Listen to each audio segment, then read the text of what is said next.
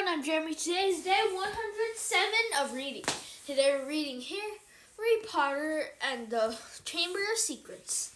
Let's get started.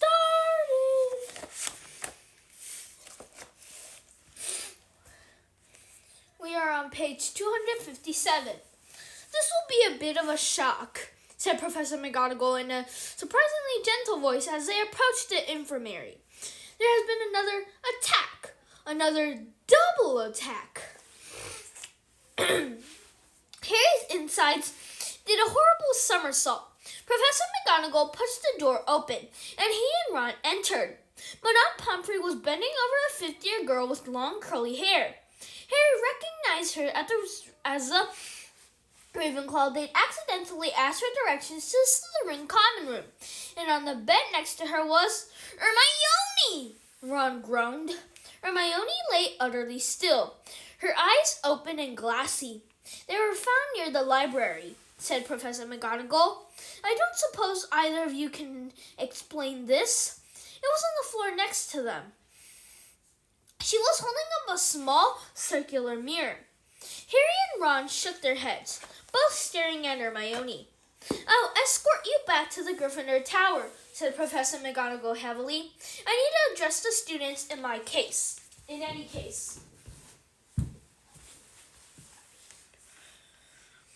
All students will return to their house common rooms by 6 o'clock in the evening. No student is to leave the dormitories after that time. You will be escorted to each lesson by a teacher. No student is to use the bathroom unaccompanied by a teacher. All further Quidditch training and matches are to be postponed. There will be no more evening activities.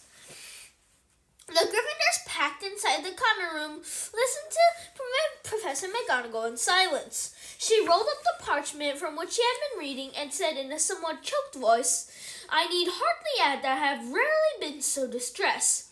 It is likely that the school will be closed unless the culprit behind these attacks is caught.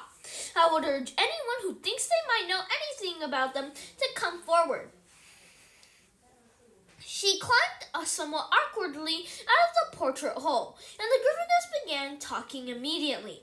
That's 2 Gryffindors down, not counting a Gryffindor ghost, 1 Ravenclaw and 1 Hufflepuff, said the Weasley twins' friend Lee Jordan, counting on his fingers. Haven't any of the teachers noticed that the Slytherins are all safe? Isn't it obvious all this stuff's coming from the Slytherin? The hair of Slytherin, the monster of Slytherin. Why don't they just chuck all the Slytherins out? He roared to nods and scattered applause. Percy Weasley was sitting in a chair behind Lee, but for once he didn't seem keen to make his views heard. He was looking pale and stunned. Percy's in shock, George told Harry quietly. That Ravenclaw girl, Penelope Clearwater, she's a prefect. I don't think he thought the monster would dare attack a prefect.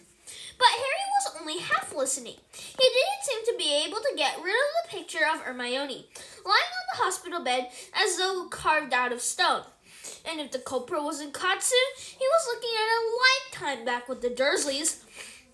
Tom Riddle had turned Hagrid in because he was faced with the prospect of a Muggle orphanage if the school closed.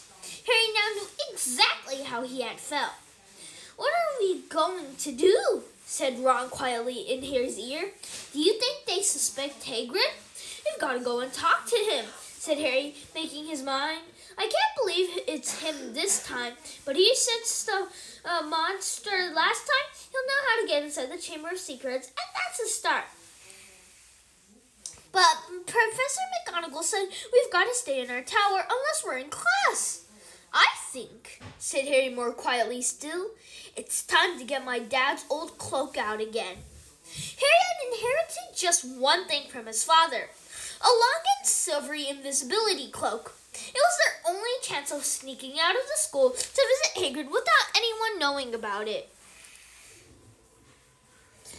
They went to bed at the usual time, waited until Neville, Dean, and Seamus had stopped discussing the Chamber of Secrets and had finally fallen asleep.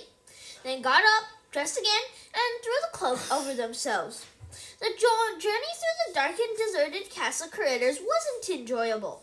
Harry, who had wandered the castle at night several times before, had never seen it so crowded after sunset. Teachers, prefects, and ghosts were marching the critters in pairs, staring around for any unusual activity.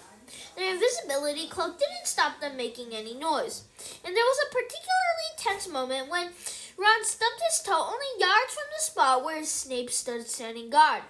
Thankfully, Snape sneezed at almost exactly the moment Ron soared. It was the relief that they had reached the oak front doors and eased them open. It was a clear, starry night. They hurried toward the lit windows of Hagrid's house and pulled off the cloak only when they were right outside his front door. Seconds after they had knocked, Hagrid flung it open. They found themselves face to face with him aiming a crossbow at them. Fang the boarhound barked loudly behind them. "Oh," he said, lowering the weapon and staring at them. "What are you two doing here?" "What's that for?" said Harry, pointing at the crossbow as they stepped inside. Nothing, Hagrid muttered. "I've been expecting." "Doesn't matter. Sit down. I'll make tea." He hardly seemed to know what he was doing. He nearly extinguished the fire, spilling water from his kettle on it, and then smashed the teapot with a nervous jerk of his massive hands. "Are you okay, Hagrid?" said Harry. "Did you hear about Hermione?" "Oh, I heard all right," said Hagrid, a slight break in his voice. He kept glancing nervously at the windows. He poured them both large mugs of boiling water. He had forgotten to add tea bags, and was just putting a slab of fruitcake on a plate when there was a loud knock on the door. Hagrid dropped the fruitcake. Harry and Ron exchanged panic-stricken looks, then threw the invisibility cloak back over them and retreated into a corner. Hagrid checked that they were hidden, seized his crossbow, and flung open his door once more. "Good evening, Hagrid." It was Dumbledore. He entered, looking deathly serious, and was followed by a second, very odd-looking man. The stranger had rumpled gray hair and an anxious expression, and was wearing a strange mixture of clothes: a pinstripe suit, a scarlet tie, a long black cloak, and pointed purple boots. Under his arm he carried a lime green bowler. "That's Dad's boss," Ron breathed. "Cornelius Fudge, the Minister of Magic." Harry elbowed Ron hard to make him shut up. Hagrid had gone pale and sweaty. He dropped into one of his chairs and looked from Dumbledore to Cornelius Fudge. "Bad business, Hagrid," said Fudge in a rather clipped tones. "Very bad business. Had to come. 4 attacks on Muggleborns. Things gone far enough. Ministry's gotta act." "I never," said Hagrid, looking imploringly at Dumbledore. "You know I never, Professor Dumbledore, sir." "I want it understood, Cornelius, that Hagrid has my full confidence," said Dumbledore, frowning at Fudge. "Look, Albus," said Fudge uncomfortably. "Hagrid's record's against him. Ministry's gotta do something. The school governors haven't been in touch." "Yet again, Cornelius, I tell you that taking Hagrid away will not help in the slightest," said Dumbledore. His blue eyes were full of a fire Harry had never seen before. "Look at it from my point of view," said Fudge, fidgeting with his bowler. "I'm under a lot of pressure. Gotta be seen doing something.